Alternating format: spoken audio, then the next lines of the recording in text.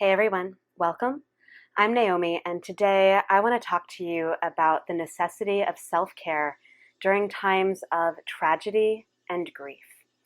And I think that a lot of times people will say that self-care in times of tragedy and grief is gratuitous or unnecessary or not helpful, or it's a way to tune out instead of tune in, right? It's a way to escape and pretend that life isn't really happening all around us instead of acting and, making a real difference in the world. I disagree. And I actually think that it's in times of great tragedy and in times of incredible grief that we need our self-care tools even more. Okay, and I want to be really super clear about this because I think that the people who say this don't really understand what self-care actually is, right? I think that people still have this misconception about self-care that it's all of the fancy stuff, right? Like giving yourself extra facials or, taking longer bubble baths or scheduling an emergency pedicure or something like that, all of which are totally fine, right? They are totally fine things to do. But the self-care that I'm talking about is the self-care of simply taking care of yourself, right? The self-care that's really basic and fundamental, the things that you do that are deeply nourishing and deeply healing and that enable you to put one foot in front of the other when times get really hard. The self-care that I'm talking about is listening to yourself and getting your needs met. It's eating foods that make you feel good. It's taking rest when you need it, moving your body so that your energy doesn't stagnate. It's reaching out to a friend to talk, cleaning your sheets, right? Going outside in the sunshine or the rain, right? Just feeling the air on your skin, right? It could be jumping in puddles, right? It could be cuddling with somebody that you love. It could be taking a walk in your neighborhood in the moonlight.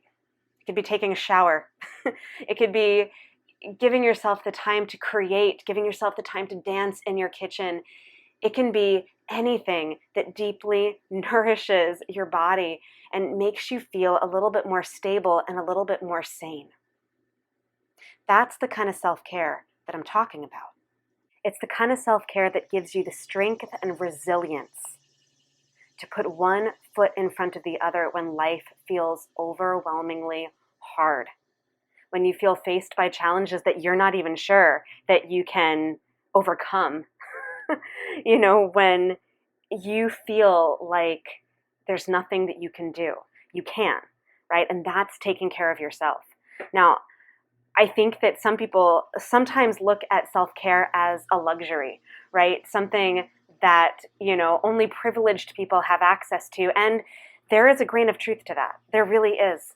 Right? So use your privilege, right? Use your privilege to take care of yourself so that you have the physical and mental capacity to help others who don't have the same ability, the same luxury, the same privilege to take care of themselves, right? Use that privilege to reinforce and reestablish your own inner stores of support so that you can step up and stand up for people who need help. Right? So that self-care absolutely supports you, but know that when you take care of yourself, you become a better advocate for others also. So in times of great tragedy or grief or incredible uncertainty, I want you to remember that self-care in of itself is taking care of yourself, pure and simple, right? It is a gift. It is an extraordinary gift that allows you to show up still during that tragedy and to move forward through grief.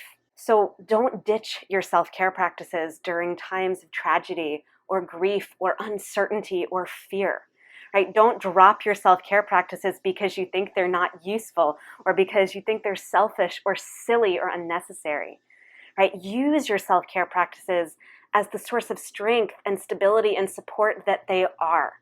Okay, use them to get through those difficult times so that you too can be a source of support and strength and stability and power in the world. Thanks for tuning in, everyone. Take care of yourselves.